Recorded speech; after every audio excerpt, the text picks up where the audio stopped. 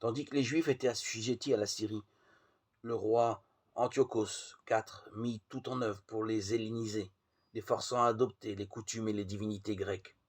Pour lui aussi, ce fut l'échec. Les Juifs ne furent ni exterminés, ni assimilés. Ils survécurent alors même que la plupart des groupements nationaux qui les entouraient disparaissaient l'un après l'autre de la scène du monde. Et avec eux survécurent les écritures hébraïques.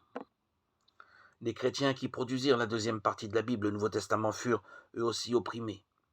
Dès que Jésus, leur conducteur, fut exécuté comme un vulgaire criminel, les chefs juifs de Palestine tentèrent de les supprimer.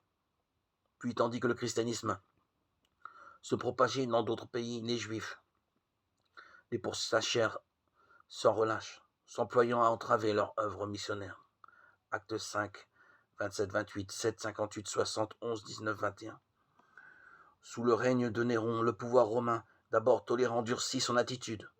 Tacite parla non sans quelque fierté de tortures les plus raffinées que cet empereur pervers infligea aux chrétiens.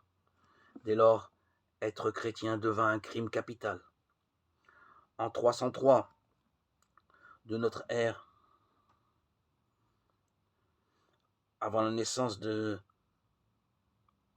notre Seigneur, l'empereur Dioclétien s'en prit directement à la Bible, espérant étouffer le christianisme en ordonnant que soient brûlées toutes les Bibles des chrétiens.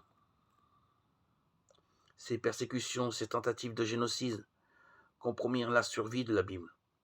Si les Juifs avaient connu le même sort que les Philistins ou les Moabites, si les efforts des autorités juives puis romaines avaient abouti, qui donc aurait écrit et préservé la Bible?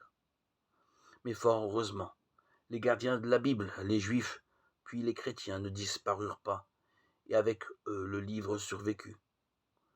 Toutefois, la Bible allait faire l'objet d'une autre grave menace mettant cette fois en cause, sinon sa survie, du moins l'intégrité de son texte.